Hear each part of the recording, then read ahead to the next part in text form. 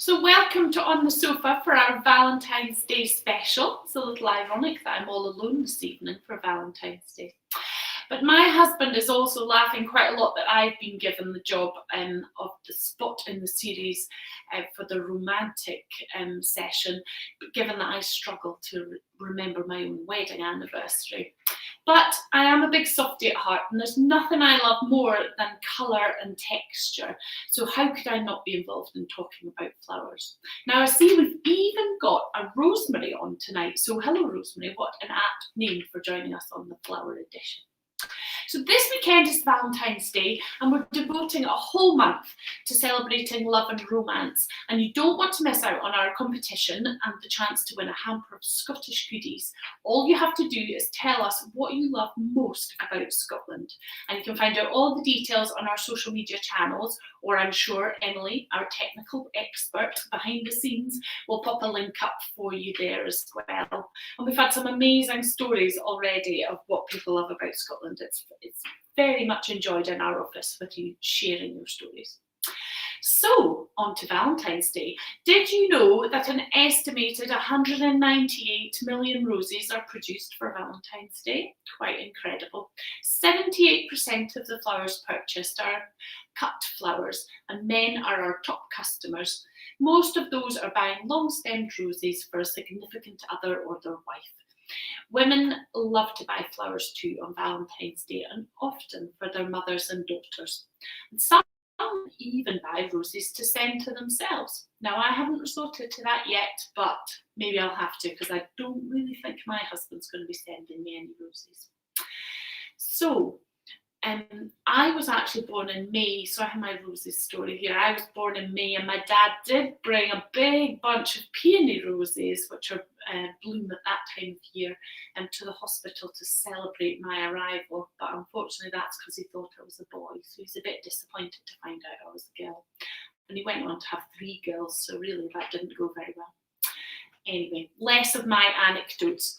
The rose has long been a classic symbol of love and romance, and receiving a bouquet of roses on Valentine's Day sends a certain message. The colour of rose you receive also says something. And this is why most of the roses sold on Valentine's Day are red. And in the tartan world, red represents luxury and wealth, and the colour was difficult to achieve with natural dyes. This is the most well-known red tartan is, of course, the Stuart Royal, which is the tartan of the royal family and who resided at Edinburgh Castle. And we have our very own tartan roses, and I have a couple of little examples here, not red, but beautiful purples, which Scotland's so renowned for. And we make these little roses up in any tartan. So if your clan love is with, I'm trying to think of one now, McGregor, if you need Macintosh, any other, then we can make you up a beautiful rose in your very own tartan. What could be better? So we spoke to our friends Narcissus here in Edinburgh, who have created these beautiful bouquets which smell amazing. I have to say, it's lovely. So I feel very luxury here with my flowers beside me. So they take a different theme for Valentine's Day, and they go with the Greek gods. And so they have lots of different bouquets. They have Aphrodite, and if you want a contemporary bouquet full of snowy whites and zingy greens, that's the one to go for. Eros, the god of love, his bouquet is deep velvety reds. Demeter, I'm not sure if that's correct pronunciation, but she is the goddess of agriculture, and that bouquet is all soft and peachy colours and nude tones, which is beautiful. And finally, Calliope, the muse of poetry, has some beautiful yellows in that bouquet. And Narcissus were telling us all about how they make their bouquets and how they make them not as compact as some you might find. And that means when you get them home, that allows the flowers to open out once you put them in the vase and you really see their shape. So that's their speciality, and there's still time to order from them if you've not yet got organised for Sunday's big day. So, roses and Valentine's Day are not everything, and tonight we wanted to talk to you about Scottish flowers. And flowers are very important in Scottish history, and for one reason is that every clan has their very own clan.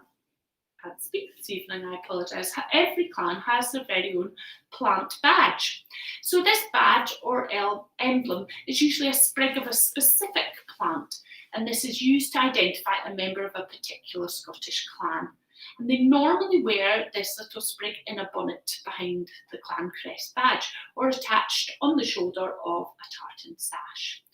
And an authentic but not very Scottish example of a plant being used in this way was that sprigs of oats were used by troops under the command of Montrose during the sack of Aberdeen. And apologies, I have lost my place.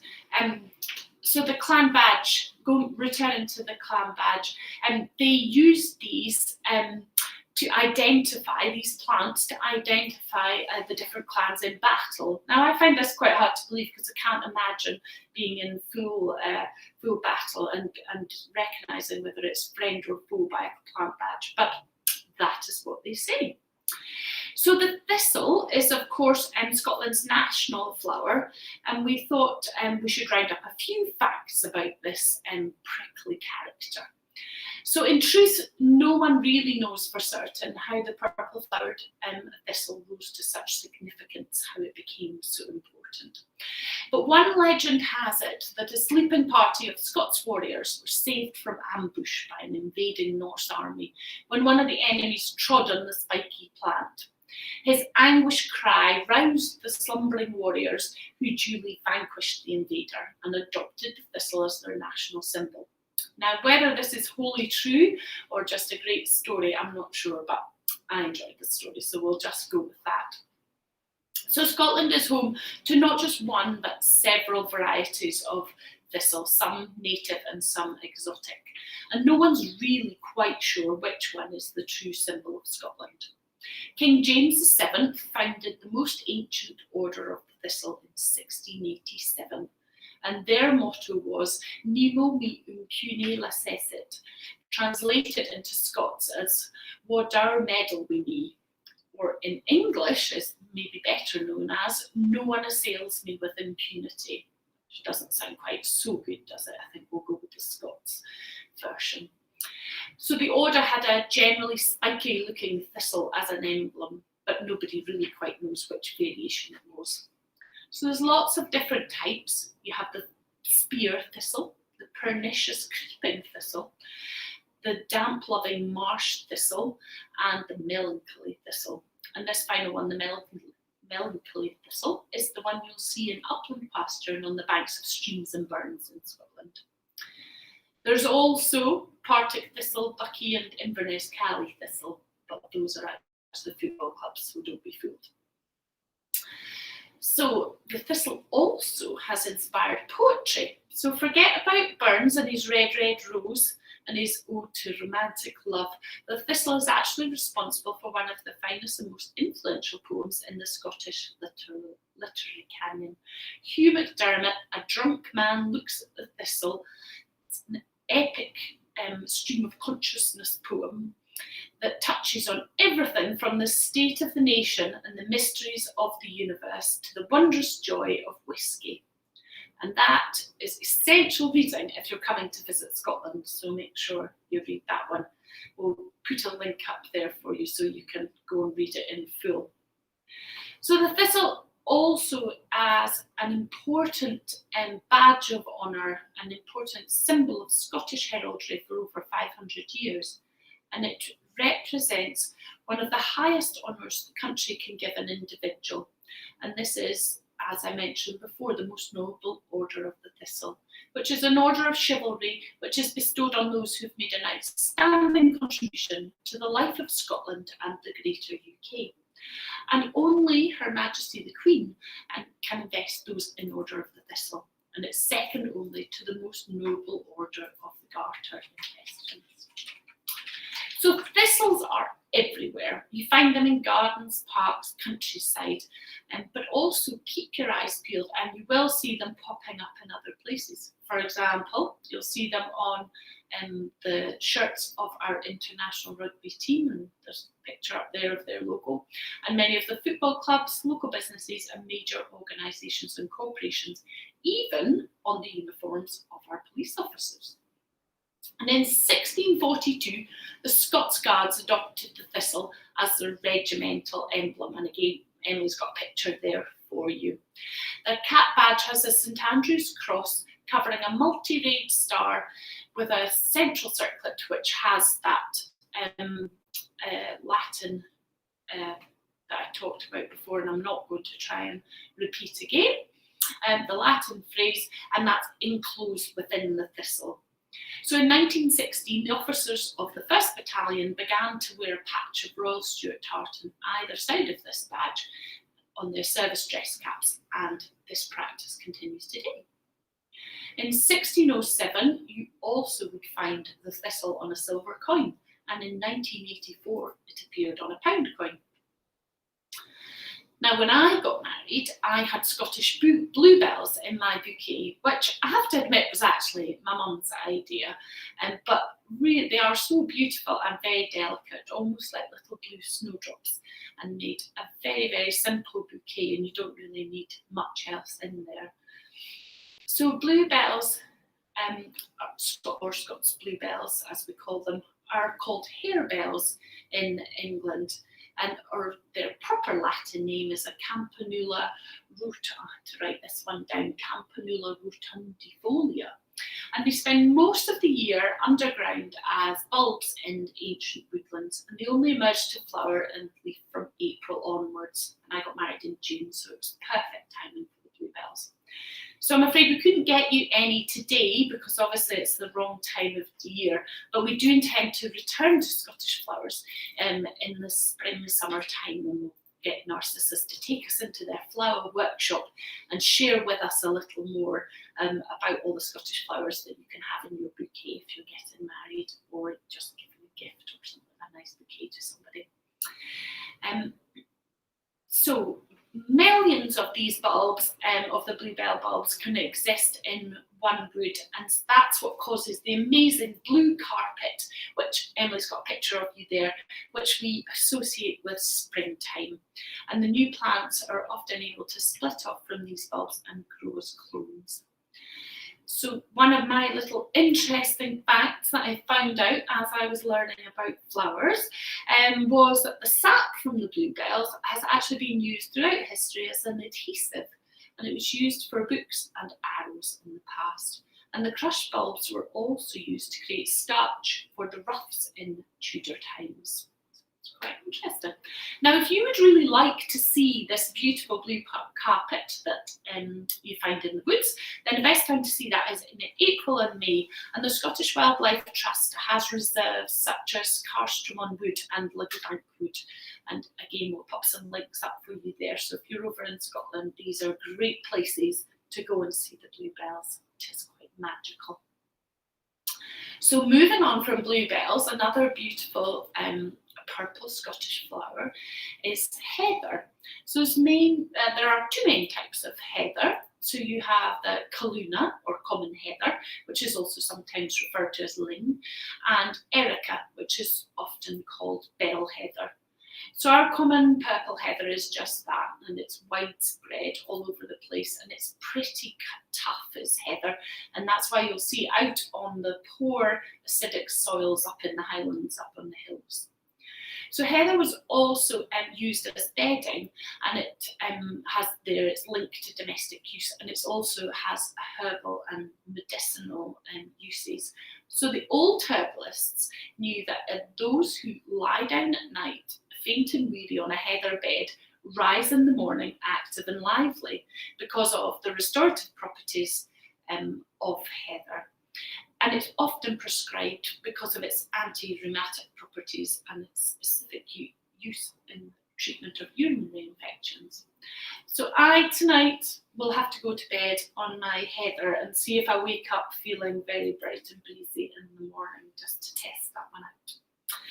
So Heather also, you might have seen white heather, and this is a mutation of the purple heather, and it's explained, there's a bit of a folk myth that explains it, which says that it's the places where the tears of Malvina, the daughter of the Celtic Hardosian, fell after she'd learned of the death of her lover in battle. So there's a sadly romantic tale for you about white heather, but another beautiful one, particularly if you want it in a little buttonhole. So scattered across the wild uplands is another one that is the moss campion's pink starry flower, which I really like. I'm not sure if Emily's got a picture for us here, but if not, I do have it in my bouquet now. Whoops, not going to drop it. So you can see that little pinky flower. No, that's in the wrong place. The one on the bottom there. So that's a really lovely one to add a little bit of colour. I'm going to now drop that. It's going to sit, sorry. That didn't work very well, did it? Okay, spoiled the display, but still. So that little pinky flower is a lovely one to add to your bouquets. And another one that we really like is Bog Myrtle. It's not a very romantic name, is it, for a flower? But anyway, it's often called sweet Gale. And Emily's got a picture for you there, which is one of my favourites, Scottish plants. And I love it because if you crush the leaves of that, they give you a lovely citrusy scent, so a really fresh smell, which I really like. But also, it's a very useful little plant because apparently, I've not really tested this, but apparently it repels midges. So pop a sprig into your hat if you're out walking, West Coast particularly, and that will hopefully keep the midges away. So in the winter time, the Bog Myrtle loses its leaves and the little catkins appear in spring and they have a reddish tinge, and that's why you see that lovely across the marshlands. You can see that lovely kind of reddish rusty colour in the springtime. So whenever we talk about flowers, Emily's making faces at me, so I take it we've got people here that I'm supposed to say hello to. My eyesight's so bad I can't read, so I need to say hello to Amy, who's with us this evening. Hello, Amy. And hi, Lorraine. Now, Lorraine, I don't know if you're in Canada or New York, but hello to you. Is it snowy in New York? It's very snowy in Scotland. And also we've got Diane, Scott, Wanda and Ruth joining us this evening. I'm now feeling very self-conscious. A lot of people listening this evening. So whenever we talk about flowers, people say, but what about the flower of Scotland tartan? So this one is made, and I've got a swatch of it here so I can show it to you. You can see the beautiful colours, Flower of Scotland tartan. And so this one is not linked to any particular clan, and it was created in 1989 as a tribute to Roy Williamson. And it was Roy who wrote the words and the music of the song Flower of Scotland, which I'm sure you'll have sung many times. So Roy wore the gun tartan, which has been used as the basis of this Flower of Scotland one. So if you look at the basic pattern, it's the same as the gun, but they've applied different colours. So we've applied a cornflower blue and a zephyr green, which represent the bluebell and the thistle. And I'm sure it's a very lovely tartan. So normally I would have someone here with me, or we normally bring you in an expert to the sofa to talk to you, and I would have had Erin from Narcissus here in Edinburgh and the flower shop, and they run an amazing workshop as well where you can go and learn to create your own bouquets. But Erin couldn't join us this evening obviously because of lockdown regulations, so here I am on my lonesome. But what Erin did was she created me some beautiful examples. So she's created me a couple of bouquets and buttonholes just to inspire us. So this time of year, obviously the weather is terrible and there's not a lot of Scottish flowers around. So if you really want Scottish flowers in your bouquet, you're better to wait until April, May, June time when they all start to come out, and we'll return to Narcissus to find out all about those once we get into the summertime and the snow's gone away. But in the meantime, the Scottish Thistle, which you can see here, I'm not going to try and pick that up again, given the bad job I made of it the last time. The Scottish Thistle makes a really nice focal point for a bouquet, and you can get that all the year round because that's a really hardy flower, and it's also really good, can make a really good focal point in a bouquet. Excuse me. So narcissus have used combinations of broom, junister, rosemary and eucalyptus to add effect to these and to give the kind of wildness to the bouquets and lots of texture as well. That's their favourite things to use. So we then moved on to chatting to them about all the different things that we can do, so buttonholes and things for weddings. So buttonhole is just your single flower, often worn in the lapel. So it's commonly a single rose, or for a Scottish wedding, probably a thistle or some heather is a popular choice. So buttonholes people think of buttonholes as you wear them through the buttonhole, but often you'll find on a modern jacket, the buttonhole actually is just stitching and it's not actually a hole. We do, when we custom make our jackets for you, we do make them with the proper buttonhole. It does actually have the holes cut and stitched into it.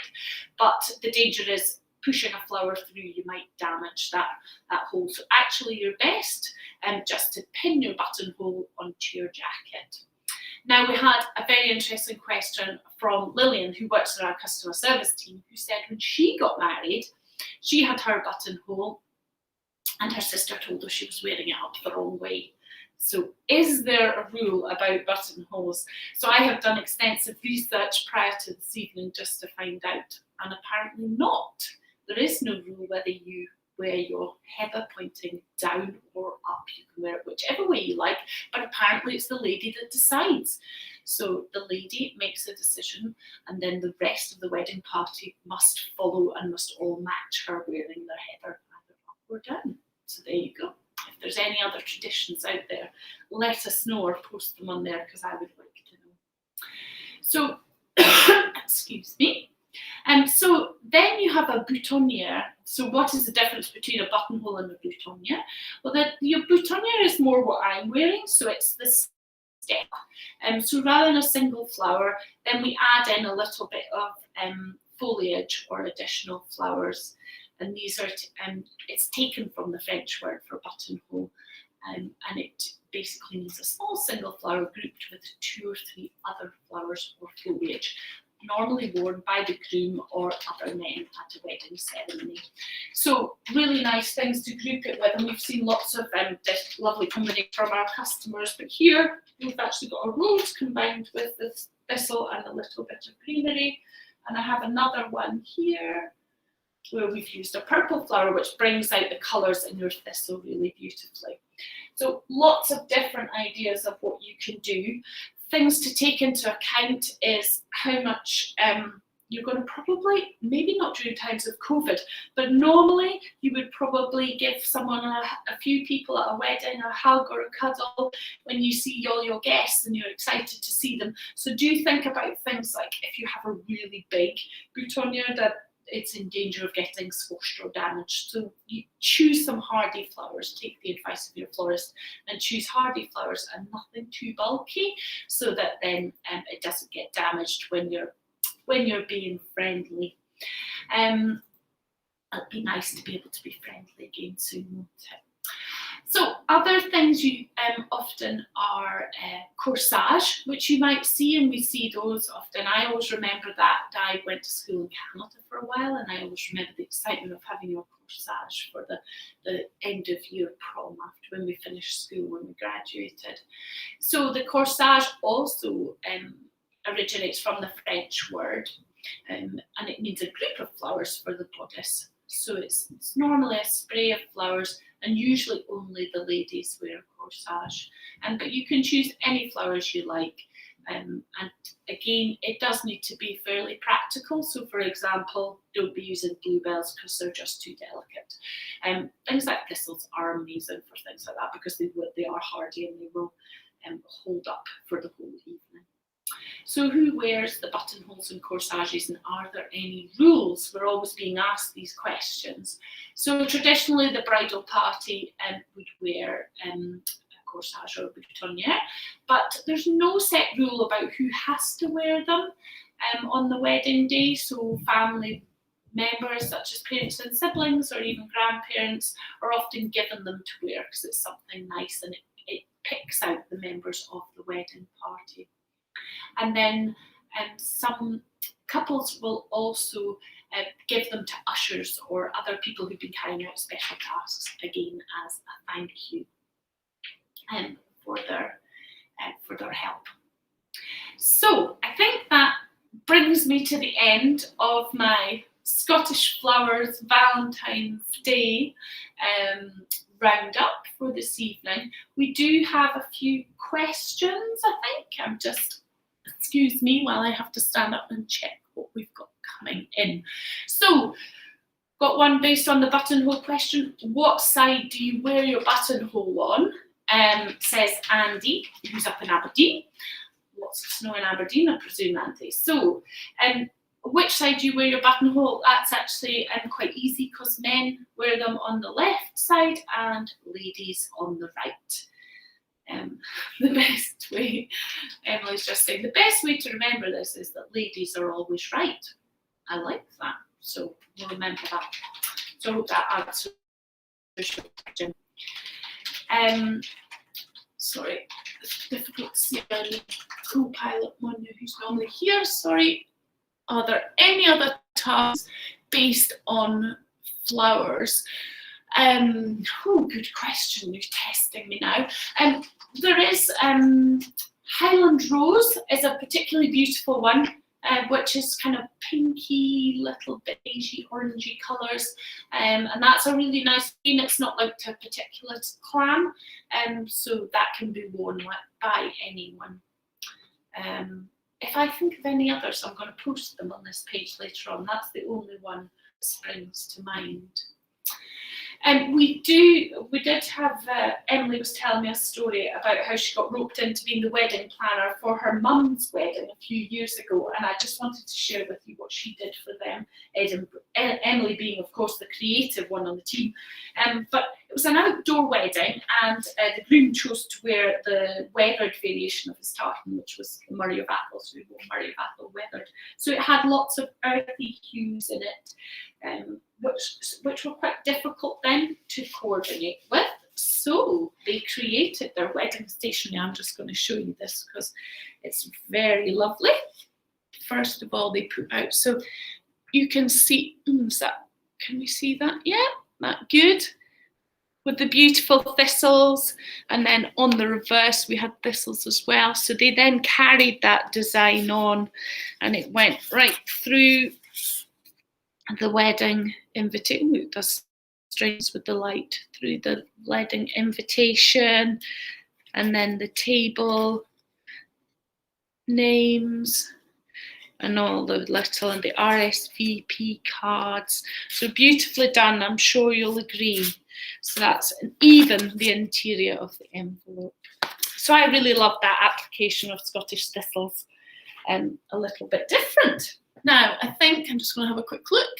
No more questions. So I'd like to say thank you very much for joining me this evening. If you've got any questions about flowers, I might not know the answer, but I'm sure my friends at Narcissus will answer for us.